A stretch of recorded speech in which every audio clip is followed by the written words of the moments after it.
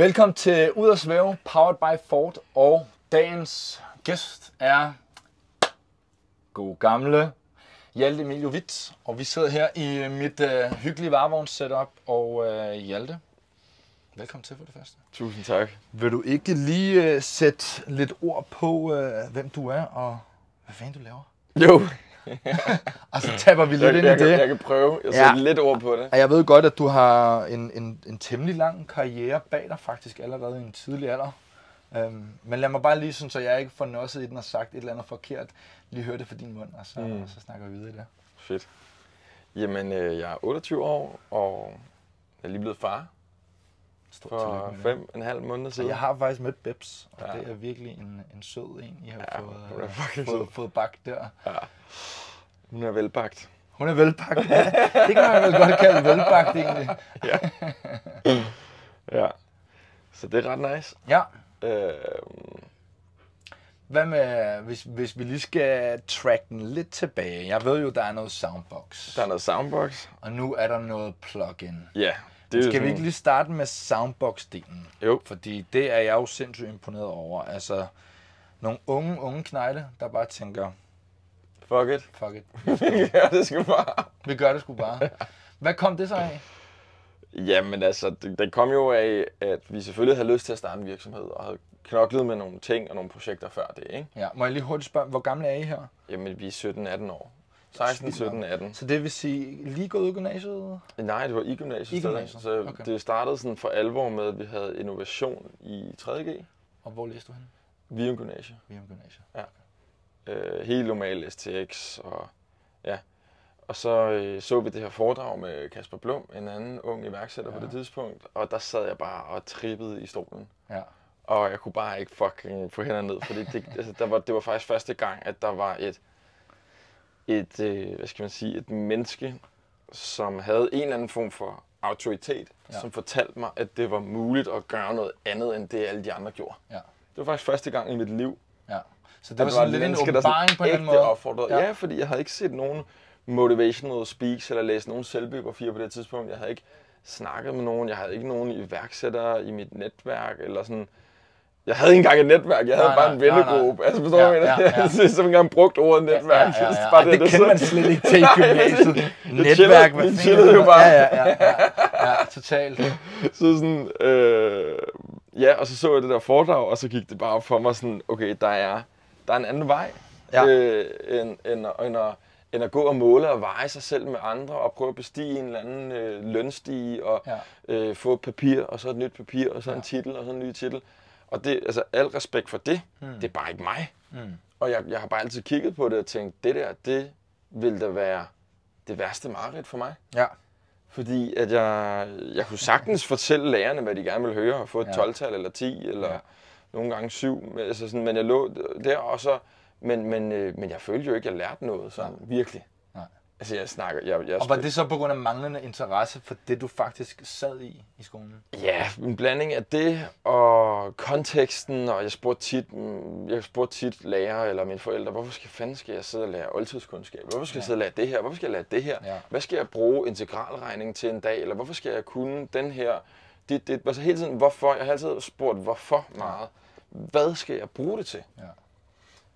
Og det var ret sjældent, at nogen kunne komme med et godt svar på det. Ja, det kan jeg godt følge. Det kan jeg godt følge, men har du nogensinde haft den oplevelse nu, hvor du er blevet voksen, at du faktisk nogle gange tænker tilbage og var sådan, okay, der var faktisk noget af det, jeg lærte i gymnasiet, hvor jeg dengang sad og tænkte, hvad fanden, som jeg faktisk har kunne bruge nu. Jeg har nogle gange haft sådan en epiphany, hvor jeg sådan, okay, der var faktisk en mening med det. Jamen, hvad tænker altså med noget af det, jamen jeg har ikke noget specifikt, men kender du det? Hvor man bare nogle gange er sådan, okay, jamen, jeg havde meget samme egentlig tilgang til det som dig med, gymnasiet der, og de der åndssvage lektier, og der var altid 1000 andre ting, jeg hellere ville. Men nu havde man sat sig lidt i den her skolestol, og hvad fanden gør man så? Ja. Man klemmer ballerne sammen og får det bedste ud af det. 100. Men jeg kan 100%... Tror du det, jeg har fået ud af det? Ja. Disciplinen. Smart. Ja. Så faktisk egentlig at fuldføre det, du selv sætter i gang. Ja, bare gøre noget, jeg egentlig ikke rigtig sådan ægte gider. Ja. Og så vennerne, fordi alle de mennesker, der var sådan afgørende, skal se for Soundbox, ikke? Ja. Det var 10 gutter for Vium Gymnasium. Det er også bare virkelig vanvittigt, egentlig. Ja, så det vi har fået er venskaber for livet og mødes på kryds og tværs. Og så var vi jo, altså vi var mig, Jesper og Christoffer, der virkelig gik all in. Ja. Så havde vi 2, Alexander og Simon, som var sådan helt med i starten og trak sig, fordi det blev sgu for meget. Ja. Og så havde vi Mikkel og Anton og Alfred og Hans. Og og så blev det bare ved. Du kan ikke sidde og ramse alle Nej, men jeg men du ved, det var ligesom, det var også virkelig, meget fedt, at I der var en tribe. Ja, altså der var bare sådan en hold, og vi var alle sammen forskellige. Ja. Vi har bare ikke sådan bedste venner før det her, men vi ville gerne sammen alle sammen den der fest, og vi ville alle sammen gerne den der højtaler der, og vi troede fucking meget på det. Ja. Og alle kom med noget forskelligt til bordet, og det var det. Kunne du allerede fornemme det dengang, at der ligesom var så differentieret et hold, at alle kom med, altså alle de bød virkelig ind med noget vigtigt til bordet? Ja, men jeg tror, vi havde følelsen af, at det her, det bliver en kæmpe succes. Ja. Ret tidligt. Det er nice. Altså, vi sagde til os selv ret tidligt, der er jo så mange led, og man kan jo høre 1000 på Soundbox-podcast, men vi finder ligesom ud af, okay, teknologien, vi har noget ret specielt her. Ja. Det er ret simpelt, men det er specielt. Der er ikke nogen, der har gjort det før. 2, vi sælger 5 højtalere på Den Blå Avis, hvor at der er 200 opkald og e-mails og sms'er. Ja. Så der er kæmpe demand, og vi kunne kun bygge 5 i universitet, eller hvad hedder det, eksamenstiden. Det var det, I havde tid til at få bygget. Præcis. Og da vi så ligesom løser det sidste udfordring, som er den her batteriteknologi, der kigger vi bare på hinanden, og jeg siger til gutterne, prøv at høre, vi kan sælge 1000 af dem her. Ja. Hvis I bygger 1000 af dem her, det var ikke mig, der var god til at bygge den, jeg var god til at få det ud og fortælle historien, og hele vores marketing og brand og community, var det jeg skabte, og jeg holdt en masse fester i gymnasiet. Så jeg forstod... Hjemme i forældrenes hus, eller hvad? Ja, nede i kælderen. Genialt. Ja, altså, det er de mest gavmilde forældre, jeg nogensinde, man nogensinde kunne have. Ja. De har lagt øre til meget. Ja, det er dejligt. Så jeg kiggede på gutterne og sagde, jeg er den, der vil betale for det her. Ja. Jeg gider ikke at bygge den. Jeg skal bare have en fucking god fest. Ja.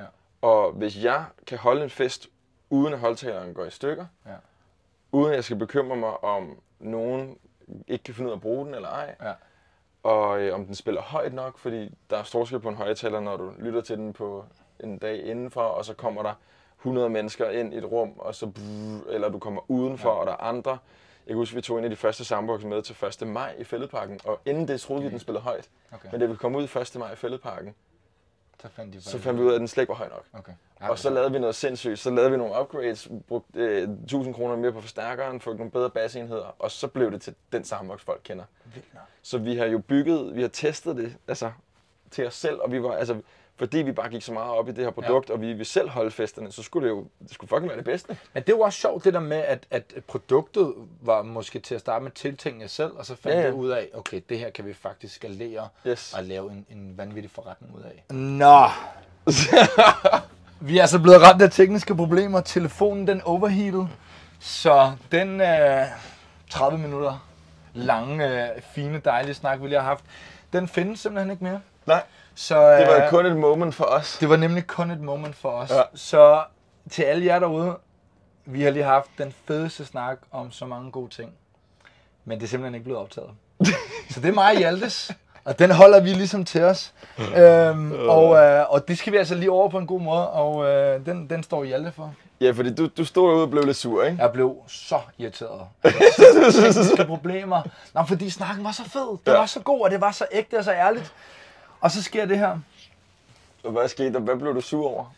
Jeg bliver nok mere irriteret over, at altså du ved, så god og naturlig god synergi mellem os to, at det sådan faktisk går til spilde. Og jeg er faktisk ikke interesseret i at skulle pikke den op derfra, at det bliver sådan en forceret snak. Så vi skal prøve på bedst mulig vis, når snakken går videre efter det, du skal til at vise lige om lidt, at det ikke bliver sådan en forceret snak. Præcis. Ja, fordi og jeg grinede jo bare og sagde, prøv at det har jeg prøvet 100 gange. Ja. Og så siger du, hvad? Hvorfor tager du det så chill? Du lagde dig ned på jorden og bare chillede. Det har jeg prøvet 100 gange, det der. Men det er også fordi, jeg har dårlig samvittighed over for dig, at jeg vil heller ikke spille din tid. Nej, men det gør du. Det er det værste, jeg ved at spille folks tid. Men det gør du ikke. Og det er godt. Det gør du ikke. Du sagde, at jeg skulle sætte af til kl. 18. Ja. Så vi har masser af tid. Vi har masser af tid. Ja, præcis. Så, og det er sådan nogle ting her, hvor jeg også er begyndt at... Fordi førhen ville jeg også have panikket. Ja. Og så er det jo der, hvor jeg har virkelig taget en beslutning om, at gøre mit bedste for, når der sker sådan noget her, og så bare sige, men var der måske en mening med det? Eller var der noget, vi kunne lære af det? Og selvfølgelig kan vi lære, nu har vi sat telefonen i shade, så den ikke overheater. Det er ligesom noget basic technique shit, og så lærer vi noget af det. Men sådan, kan vi lære noget af det på sådan et emotional plan? Ja. Og der ser jeg det hver gang, øver jeg mig i hvert fald i, og se det her som en mulighed for at transformere noget vrede eller irritation til en læring om at bare give slip og go with the flow. Ja. Så det vil jeg gerne prøve at vise dig nu, fordi du spurgte, vi sidder og snakker om, hvad er plugin og hvad laver du nu og sådan noget, ikke? Ja. Og det her synes jeg bare er det bedste eksempel. Ja. Det er rigtigt, det er rigtigt, at snakke nok så meget om det, men det er fucking life happens. Nogle gange stiller du kameraet i solen, og så overheater den, og så har man siddet og snakket 40 minutter, og der er ikke nogen lampe på den der geniale iPhone, så vi vidste ikke, den var gået ud. Og det er jo pisseirriterende. Men der synes jeg, at breathwork er et fuldstændig genialt redskab. Og nogle gange, når jeg gør det, så gør vi det i en time eller halvanden time, og der kan du virkelig komme dybt. Du har faktisk kun været med mig inde i saunaen, ikke? Du har ikke været med til breathwork? Der var også en cold breathwork. Det er rigtigt til festen, der laver vi lige sådan lidt warm-up. Ja. Okay. Men bare tage, altså du kan sådan, basic teknik er egentlig bare at trække vejret, starter med bunden af maven, brystet, og så helt op i hovedet. Og så kan du bare slippe. Og så mave, bryst, hoved.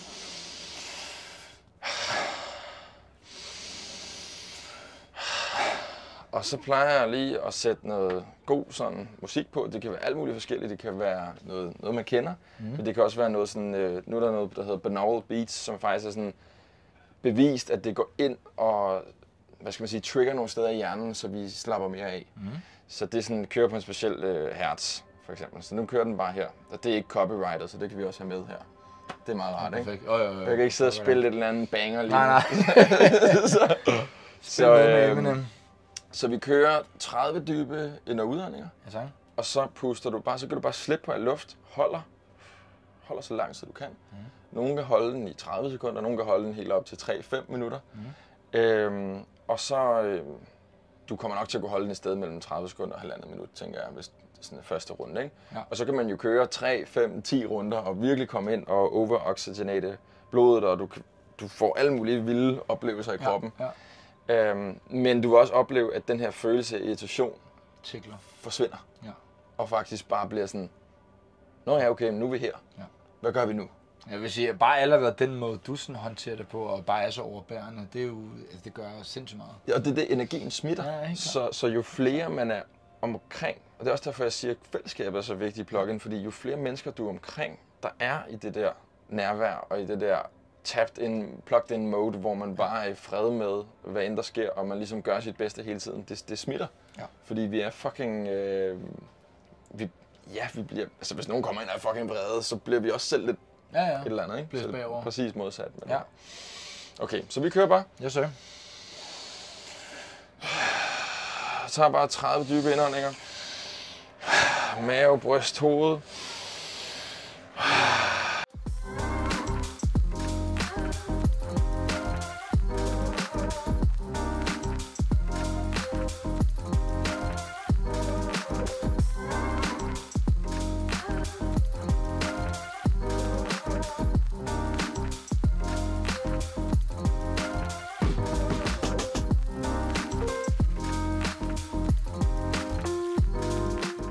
Og giver slip om 5, 3, 2, 1.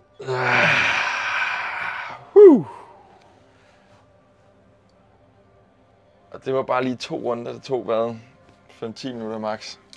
Det er vildt at åbne øjnene, efter man faktisk er kommet ind i sådan et helt roligt flow. Ja. Det var helt klart den rigtige måde at redde den her situation på. Og det jeg var taknemmelig overfor, det var faktisk din måde at gribe det her an på. Og netop ikke noget at få mig ud et sted, hvor jeg sådan panikkede. Fordi noget du skal vide, det her vi sidder og laver her, det er mega stort for mig. Sådan hele det her setup, jeg har formået at sådan kreere, og det er meget småt i forhold til, hvad alle mulige andre laver derude, men det er stort for mig at kunne skabe et setup, hvor jeg kan sidde og snakke med en person, som jeg synes er så inspirerende som dig. Så det skal du vide, og det er jeg meget, meget, meget taknemmelig for. Fedt, mand. Og nu kommer der biler. Nu går der flere biler. Men, og igen, som vi også sagde i den bil, vi havde før, det er jo meget, meget levende setup. Vi sidder ude i Nordhavn.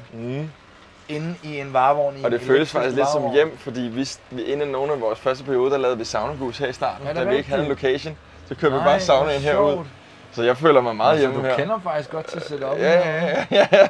Det var sådan, this is my crib. Ej, hvor fedt. Ja, det er welcome to my crib. Der er ikke nogen, der kender det herude. Og så velkommen til min crib.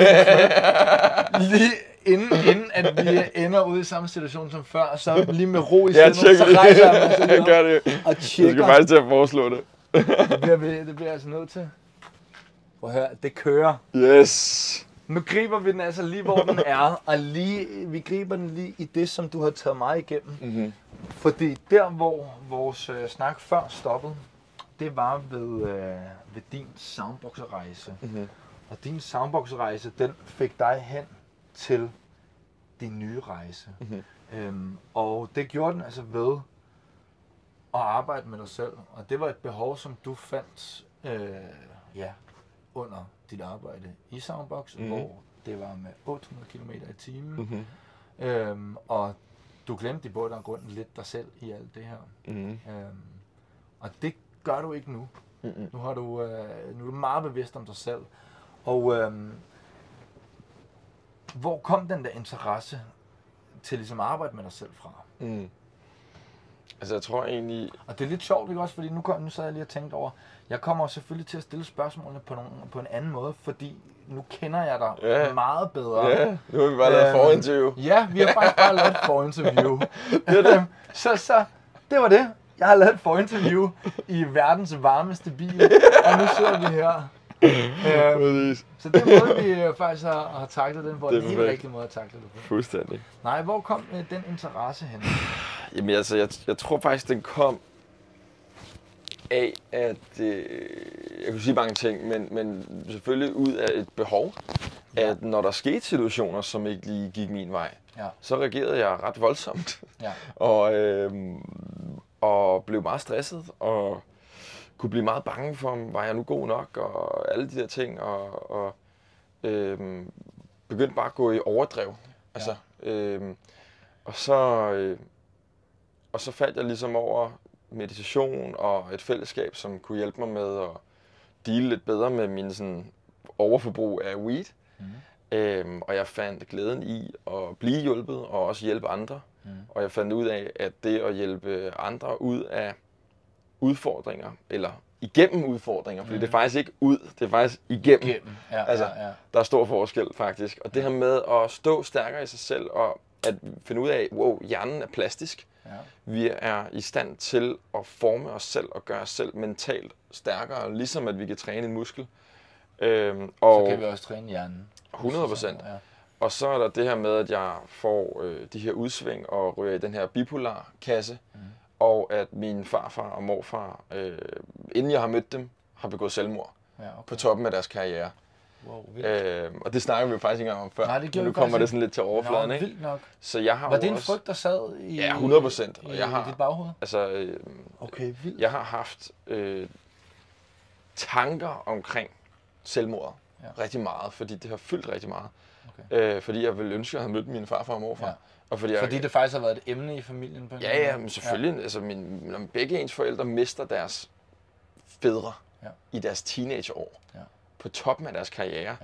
Altså min morfar var, de var begge to meget succesfulde, og udad til var alt perfekt. Og så tror jeg bare, at jeg har også mødt mange mennesker, der ligner, at de har det hele, men jeg kunne godt fornemme, at de ikke havde det hele.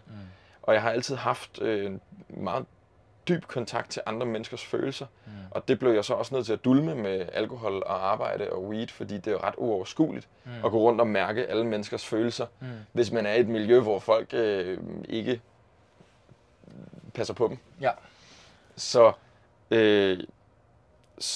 da jeg fandt ud af, at man faktisk kunne arbejde med det, og man kunne påvirke sine tanker og følelser og reaktioner og ændre sig selv til det bedre, så blev jeg fuldstændig besat af alt, hvad der hed af den verden. Og der er jo 1000 forskellige skoler og bøger. Så der er mange forskellige grene, man kan tabe ned i. Og som vi også snakker om før, det der med, det er spændende, hvordan der netop inden for det her ikke er et facit, men man skal danne sit eget facit. 100%. Og der er så mange forskellige sprog og kulturelle kontekster, og jeg tror også, det handler om, at vi finder et sprog og et community og nogle billeder og nogle analogier, vi godt kan lide. Altså, nogen kan godt lide at lytte på Jordan Peterson, som er mega sådan British psychology og bam, bam, bam, og meget, hvad skal man sige, på den måde. Og så er nogen, der kan lide en helt anden Eckhart Tolle nu, og jeg kunne blive ved med at nævne 2 forskellige, men jeg tror, og i bund og grund, jo mere du dissekerer det, de siger, så siger de rigtig mange af de samme ting. Tanker, følelser, reaktioner, lær at bruge dem til din fordel, og vid, at du ikke er det. Du er noget, der er meget større end det. Og du har adgang til en infinite intelligent power, som går way beyond vores evne til at forstå og artikulere. Bare det, at jeg skal sidde og prøve at forklare med 28 konsonanter og vokaler, som faktisk bare er en mund, der bevæger luft.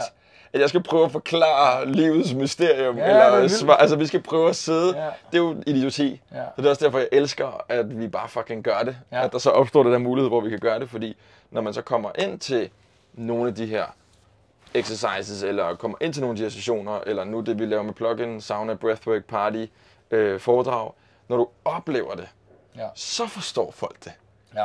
Fordi livet skal opleves, det skal ikke tænkes. Nej. Og lige inden, fordi sådan så det lige giver mening derude, hele det her, det fører ligesom til We Are Plugin. Undskyld, det sagde jeg også forkert før. Det hedder bare Plugin. Det hedder bare Plugin. Men domænet hedder We Are Plugin, fordi I skulle hoste op med rigtig mange penge, hvis I skulle have. Domænet plugin.com koster $500,000. Det er det samme med Soundbox med X. Derfor kaldte vi det Soundbox med KS. Fordi domænet med Soundbox med X, det koster også kassen. Det koster, jeg tror også, han vil have sådan noget $1 million for det, helt fucked. Så det er sådan en domænehej, der bare simpelthen har købt ind på det. Ja, du kan tjene hjernedødt mange penge på at købe domæner. Det er vanvittigt. Hvis du købte domæner i 98, lige da web startede, så havde man haft kassen. Hvis du så bare købt, Ja, okay. Så plugin. Yes. Og det er altså, hvad kan man sige, dit ikke nye, altså det er dit nyeste skud på stammen, det er det, du bruger din tid på for nu. Det er all in. Og det er det, du er gået all in på. Yes. Så det vil faktisk sige, at du egentlig har trukket dig rimelig meget fra Soundbox. Ja, jeg har sådan solgt halvdelen af mine aktier, og er stadig medejer, og stadig rådgiver og med på rejsen. Men bruger måske, nu siger jeg, 5 timer i kvartalet på det, max. Så det er meget, meget minimalt. Altså, og det er meget hyggeligt, når vi bruger de timer med mine medstifter og teamet, og lige tjekker ind og kommer forbi og låner en soundbox eller henter et batteri eller et eller andet. Ikke? Altså, så det er meget chill. Så det er den, du er nu. Det er drømmesituationen. 5 års arbejde, og så lave et delvist exit, og så stadig være med på the upside in the long run.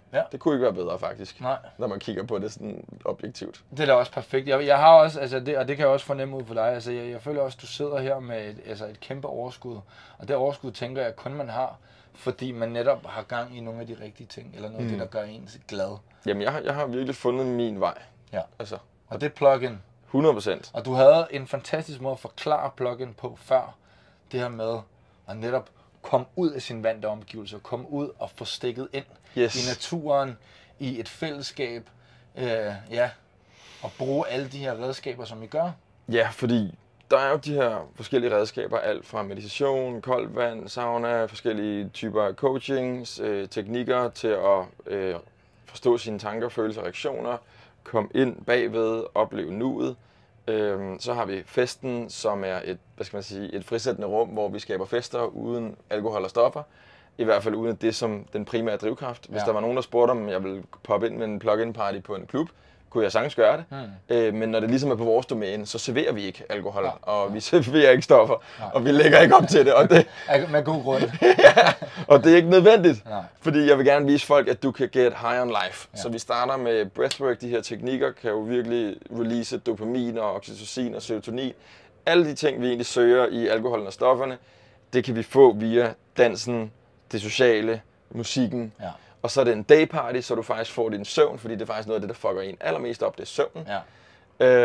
Og det er jo altså med til at bidrage til sunde vaner, og mere fokus og mere overskud, og væk fra alt det der lort, stress, angst, depression, hvad end du dealer med, negative tankemønstre, og hen imod mere overskud, bedre performance, bedre projekter, bedre relationer, forhold. Min baby sover fucking godt. Jeg har kun blevet vækket 3 gange på 5,5 måneder. Vildt. Og det siger jeg svæver til, at det har noget at gøre med, at vi er i ro. Ja. 100%, og nu sidder der sikkert nogen men og selvfølgelig kan der være kolibørn, men jeg lover dig for, at når jeg er i ro, så smitter det af på hende. Ja. Og det kan vi faktisk også bevise, at vi har nogle... Det smitter også af på andre. Ja, vi har sanser, vi reflekterer igennem øjne og reflekser og alt muligt. Vi spejler hinanden. Ja. Så vores energi, vores følelser smitter andre. Ja. Og derfor smitter de jo selvfølgelig vores fucking barn, som er det allermest modtagelige. Ja, som er det, der er allermest tæt på netop i de første mange år. Yes. Og så der er noget nærværstræning, som er fuldstændig absurd og svært at snakke om, og hvis man aldrig har prøvet det, så tænker man, hold kæft en hippie. Men det fucking virker. Ja. Det gør det bare. Ja. Og så går jeg ud og holder foredrag omkring iværksætteri og coaching og balance og det gode liv. Ja. Og hjælper folk med at finde det. Hvor er det fedt. Og som vi snakkede om, det her med plugin, det er et sted, hvor man kan komme hen og netop opleve den her positive dominoeffekt, hvor vi altså skubber bolden i den rigtige retning. Og jeg har været med til Plugin Party 2 gange, og fantastiske oplevelser begge gange, og jeg oplevede faktisk, jeg tror, jeg har aldrig været nervøs for, hvordan folk de egentlig kiggede på mig med hvilke øjne. Jeg har altid sådan været ret sikker i mig selv. Men sådan et sted, hvor jeg ved, der er mange, der er usikre, det er netop det der med, når man skal slippe sig selv løs og danse og være med og alle de der ting. Og det var så fedt at gøre til Plugin Party, fordi at det netop var i nogle trygge rammer, hvor alle havde ligesom købt sig ind på præmissen. Og det fungerede bare sindssygt godt. Og jeg gik derfra med en vanvittig fed oplevelse. Og igen, noget vi snakkede om før, det her med, at du spurgte mig om hvad kan man sige, hvad der ligesom var mine sådan specifikke go-tos med den her fest, om der ligesom var noget specifikt, jeg kunne give videre, hvor, som jeg sagde, jeg vil hellere opfordre folk til at komme og prøve det, og ligesom danne deres egne, deres egen fortolkning, deres egen, deres egen oplevelse egentlig af det, og hvad det gjorde for dem. Præcis. Fordi det kan gøre noget så vidt forskelligt for mennesker, fordi man har brug for forskellige ting. Yes. Og det er derfor, det er så interessant, at der er ikke nogen straight line til hvordan man får et sundt mindset, og hvordan man bliver glad i den verden, man har placeret sig selv i. Men det kræver et arbejde med sig selv. Og det er virkelig det, hvor jeg i hvert fald prøver måske at gøre det anderledes end gennemsnittet, hvor der er rigtig mange, der kan fortælle dig, hvis du gør det her, så får du det her. Ja. Og det ved vi jo bare er en fucking løgn. Ja. Altså, det eksisterer ikke. Ja. Fordi hvis vi er jo vidt forskellige tidspunkter og personligheder og talenter og kontekster og kulturer og opvækst og traumer, og der er så fucking mange faktorer. Ja. Så du kan ikke gøre noget som et andet menneske, og så forvente at få det samme resultat. Så vil du altid være en copycat, og du vil altid stå og der er et grundprincip i plugin, er, at den måde, vi arbejder på, er guidance til at komme ind til dig selv, til din egen dømmekraft. Ja. Der, hvor du tør at lave din egen fejl og din egen succeser. Ja. En af de ting, jeg virkelig tror på, er, at hvis ikke vi træner os i at lave vores egne fejl og tage vores egne beslutninger, så styrker vi ikke vores intuition og vores mavefornemmelse. Og hvis du spørger de fleste iværksættere, jamen, hvordan kom du på din idé, så er det sgu ikke fordi, at de fik det at vide en anden, eller de sad og udregnede det ude i et eller andet Excel-ark, så er det fordi, de bare ikke kunne lade være. Ja. De kunne ikke lade være, og de var risikovillige. Ja. Men deres mavefornemmelse var bare, at jeg skal fucking gøre det her. Ja. Og sådan er det jo også, når vi kaster os ud i et forhold, eller gode ting i vores liv, et spontan middag, eller et eller andet. Jeg skal bare gøre det. Præcis. Ja. Nødt til bare at få det ud. Det er det. Men også det der med, at man som menneske godt tør brænde nallerne. Yes. Man skal selvfølgelig lige have risikovurderet, at man ikke kommer til at brænde dem for meget. Men at man godt tør brænde nallerne, og faktisk ligesom tager parti af det. Hvis man brænder nallerne, ved du hvad, så er det en lektie. Det er det. Så er det noget, du har lært at reflektere over det, tag det med dig. Og det er også noget, jeg siger, det her med, at det handler ikke om ikke at falde af hesten. Du må godt Fald af hesten med dine rutiner, eller dine ambitioner. Lad være på hovedet. Lær at falde godt. Ja, tak. Og så lær at hoppe op igen. Ja, tak. Og bare være fucking glad for at opdage, wow, nu har jeg skulle spise lidt for meget, et eller andet, jeg ikke gad at spise, eller jeg har gjort et eller andet, bla bla, hvad end det kunne være. Gå ned for meget en retning, jeg ikke har lyst til. Det stopper jeg nu. Ja. I stedet for at banke mig selv, jeg stopper det nu. Ja. Og så slut op igen. Det virkelig handler om. Og så er det jo, at vi har skabt det her community, like-minded people, og hvor at jeg også har, det er jo også blevet en accountability til mig selv. Jeg har booket sauna ind hver mandag, hver søndag. Jeg overtager for andre, jeg har nogle foredrag. Ja. Jeg bliver ved med at reinforce et narrativ og give det videre. Og jeg tror også, if you want to learn something, teach it. Ja. Og det er også et grundprincip i at virkelig empower hele communityet til, at vi kan alle sammen løfte hinanden. Ja. Og så spreder det sig som ringe i vandet. Ja. Og det er det, man gerne vil have skabt. Netop noget, der spreder sig som ringe i vandet. Og skal vi lige se, om den kører derud? Ja, nu er der totalt angst der. Jeg er helt nervøs nu. Jamen, det kører bare så smart. Ja, tak. Men det er faktisk også lidt sygt, der ikke er en lampe på den. Det er faktisk lidt åndssvagt. Det skal vi altså lige have snakket med iPhone om. Det skal vi lige have snakket med iPhone om. Den tager vi altså lige på den anden side af den her gode snak. Hvor er det sjovt, hvordan... Jeg synes jo, at det nu altså du har lært mig, hvordan at man faktisk bare skal tage det her med som et frisk pust. Jeg tror for mig selv, til en eller anden vis grad er jeg meget perfektionistisk, og nogle gange, så når man laver sådan noget her, som er med mennesker og i et setup, som man ikke rigtig selv kan kontrollere, så må man også bare go with the flow. Altså, vi kører med total flow i dag. Præcis, og jeg er jo også psykopat perfektionistisk, og det er jo lettere, når det er on your turf. Ja, tak. Hvis jeg havde siddet i din situation, havde jeg nok også lige blevet lidt irriteret. Men det er virkelig også en muskel at træne. Ja. Og perfektionismen er jo også god, fordi hvis du kigger på sådan en TT38 personlighedstest, så vil det være det, de kalder for forbedrende. Ja. Du er forbedrende. Ja. Du er faktisk ikke perfektionistisk. Perfektionist er sådan lidt en negativ klang. Ja, ja. Du har bare lyst til at forbedre. Du har bare lyst til at forbedre og gøre dit bedste hele tiden. Og man skal også bare nogle gange passe på, at det ikke spænder ben for en. Lige præcis. Fordi den del har jeg arbejdet sindssygt meget med. At nogle gange så kan man være så perfektionistisk, at man faktisk gør sådan her hands off. Jeg kan ikke overskue at gå ind i det. Præcis. Fordi hvis jeg ikke kan få opnået det hele, så har det været en failure på en eller anden måde. Yes. Og der vil man ikke hen. Og jeg vil sige lige præcis den del. Jeg har tatoveret 8 ud af 10 her. Sygt. Fordi hvis jeg rammer 8 ud af 10, så er det all good. Så er det fucking godt. Ja. Fordi min idé om, hvad der er 10 ud af tid, er helt fucked. Ja, ja. Det er helt urealistisk. Ja, det er out of this Det findes ikke. Nej. Det er sådan, det er en eller anden, hvad skal man sige, en eller anden sådan tanke, du har det der perfekte idé om det perfekte bryllup og det der perfekte glansbillede, ikke? Det er det, der er min 10. Ja. Så hvis jeg bare rammer 8 ud af 10 af det, så er det all good. Så ved jeg, at det spiller. Det giver sygt god mening. Ja.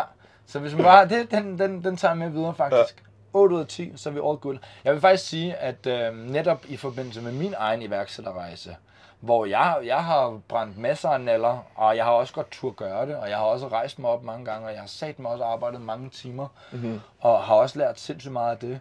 Men hvad kan man sige,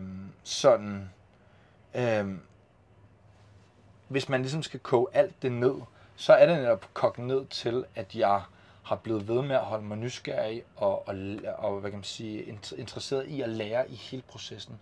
Og det var også, hvorfor jeg startede Back in Days. Det var sgu for at lære og for at på en eller anden måde også stå på egne ben og sørge for, at det jeg skubbede ud over stepperne her, jamen, det var for egen regning.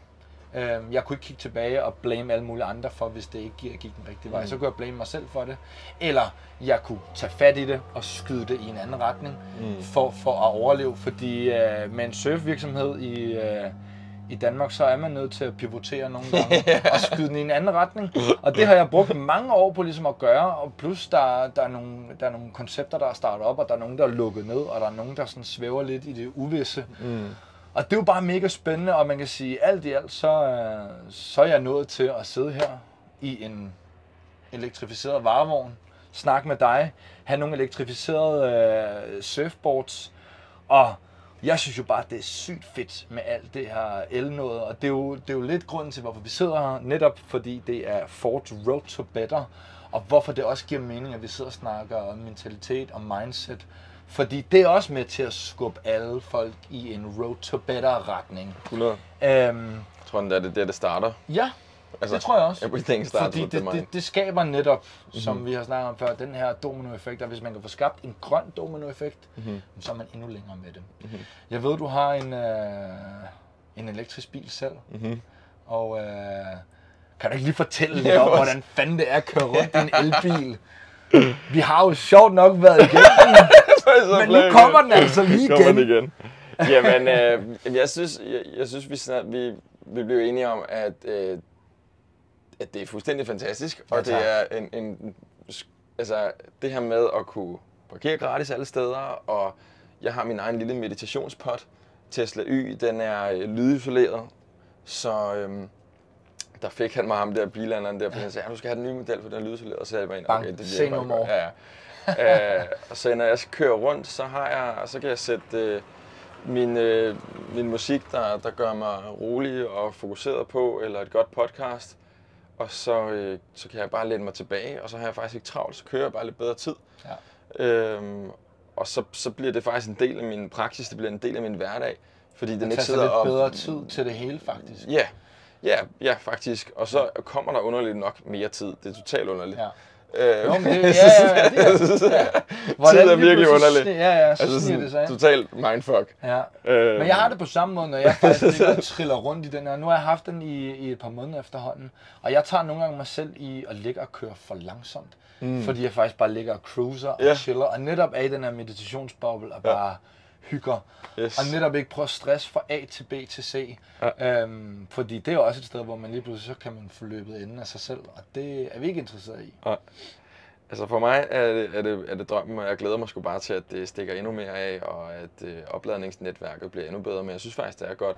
Ja. Men også det her med, at vi kan gå ind i en fremtid. Altså vi kan faktisk leve et liv, hvor at det potentielt kunne blive helt normalt at sætte sig ind i en selvkørende elektrisk bil.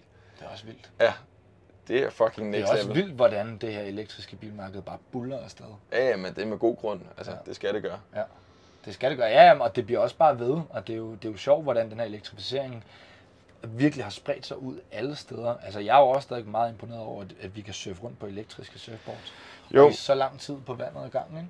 Og altså, en soundbox er jo også bygget på den teknologi. Ja. Det var faktisk batteriet, der var the pivoting moment kombineret med vores forstærker, som er ekstremt effektiv. Så det, at du kan få så meget lyd, du kan skubbe så meget luft, at du kan lave koncertagtig lyd på et lille bitte batteri, som kun kan oplade en iPhone 8 gange faktisk. Vildt nok. Ja, det er ikke særligt. Batteriet er ikke specielt unikt. Men det er kombinationen? Det er kombinationen af sensitive højtalerenheder og en effektiv forstærker, og så selvfølgelig batterier, der har en høj kapacitet, men det er kombinationen af det. Ja. Og det er også det, der gør, at de her biler kan køre så langt nu. Ja. At når du får skruet på de der forskellige knapper, altså der går sikkert ikke, nu kører den her 250 per opladning, der går sikkert ikke lang tid, før den kan køre 1000. Ja. Og når jeg siger lang tid, så er det fordi, jeg lever i sådan en tidsframe af 10 og 20 og 50 år, ikke er så lang tid. Det skal folk måske lige vende sig til. Det er sådan visionæren i mig, der... Altså, det er den måde, du ser tidslinjen. Men det er det, altså nogle gange så... Og nu har vi lige en bil, der larmer. Det er i hvert fald ikke el, det der. Hold kæft noget lort. Ja, hvad foregår der? Ja, præcis. Nå, det viser altså lige, hvor levende et setup det er, det her. Ja. Det er altså, det er rock and roll mode. Det er rock and roll. Ja. Ja, nu bliver jeg totalt slået ud af... Ej, der lugter af diesel nu. Ej, det er hvor det godt, vi kører el. Nej, og det er jo også, man kan sige, i alt det her road to better, der handler det faktisk også meget om, at man ikke skal punke hinanden oven i hovedet og være sådan, hey, pejfinger, og netop være sådan, hvad laver I i jeres benzinbiler?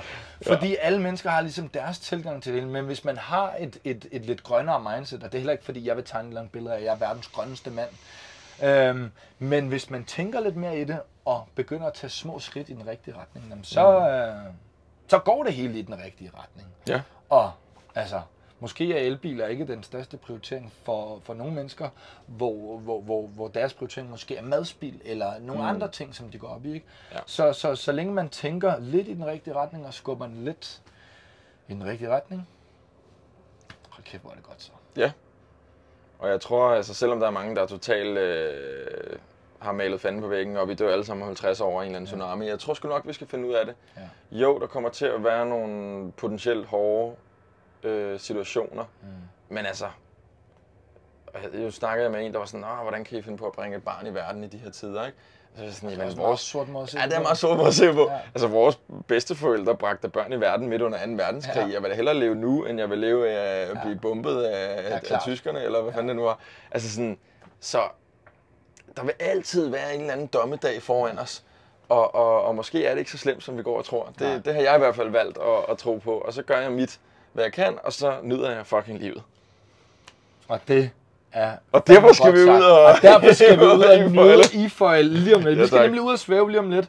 Men jeg synes lige inden da, fordi det er faktisk mega fedt og meget interessant, det initiativ, du har gang i. Og jeg vil faktisk gerne lige smide et lille plug derude til. Og jeg vil faktisk hellere have, at du gør det, for du gjorde det på en sindssygt god måde før.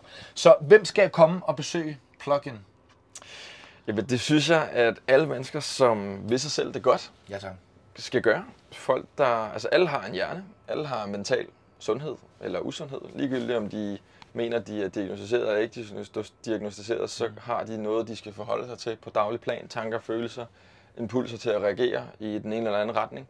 Og hvis vi tager valg, der er i overensstemmelse med vores værdier og vores why og vores purpose og vores vision for livet, og hvis vi måske engang har en vision for livet, så synes jeg, at det er enormt gavnligt at have en idé om, hvorfor man gør, hvad man gør. Ja. Og det er sådan nogle ting, som at når du arbejder med de her holistiske redskaber, sauna, koldt vand, vejrtrækning, lære at slippe dig fri til en fest, altså du begynder at få nogle indsigter og nogle idéer, du begynder at connecte hoved og krop, du begynder at forstå, at vores liv er meget mere intelligent end bare vores tanker. Vi holder også jeg holder de her foredrag omkring, hvordan du ligesom bringer det ud i verden og implementerer det i et forhold og på arbejdspladsen, og egentlig bare generelt får mere indre ro og fokus på dit liv. Og jeg tror, vi lever i en tid, hvor det aldrig har været vigtigere at sige nej. Og sige nej 9 gange, før vi siger et kæmpe ja. Og det er sådan nogle ting, jeg virkelig gør en stor ud af at guide folk ind i at mærke de her sandheder i dem selv. Og jeg har ikke nogen holdning til, hvordan folk skal opføre sig eller gøre med det. Så hvis nogen synes, at det kunne være spændende at arbejde med de her redskaber i en kontekst, der måske er lidt mere udogmatisk end andre steder, lidt mere sjov, lidt bedre musik, lidt bedre lyd, lidt mere power, så er det en rigtig fed måde at gøre det på, og nogle gode folk, det har tiltrukket indtil videre. Og det er faktisk, altså alle aldre kan komme. Jeg plejer lidt at sige, at alder opløses. Ja. Nu er det sådan selvfølgelig, gennemsnitsalderen er 25-40, fordi det er ligesom det spænd, vi selv ligger i. Og det er selvfølgelig primært københavner, fordi vi bor i København, men hvis folk, altså vi har nogen, der har rejst fra Aarhus og fra Malmø og fra Berlin, og vi har jo selvfølgelig også internationale ambitioner om at tage det ud. Og jeg har lige været op og lave noget for Lundbæk medicinalfirma. Jeg har været ude og lave noget for en gymnasieklasse. Jeg har været ude og lave noget for 9. klasse. Altså, det her er holistiske redskaber, som er universelle. Ja. Og det er fucking ligegyldigt, om du er 80 år eller 16 år. Alle har godt af at arbejde med deres grænsesætning, deres målsætning, deres værdier, deres vejrtrækning, deres mentale, fysiske, emotionelle sundhed. Og jeg tror, det er der, det starter. Jeg tror, the road to better starts with yourself. Bam! Og på den note, så skal vi ud af Ifoyle. Det er det. My man. Godt, fornøjelse. Kæmpe fornøjelse. Tak, og vi håber, den har filmet hele vejen. Ja, det gør vi. Ellers så kører vi igen.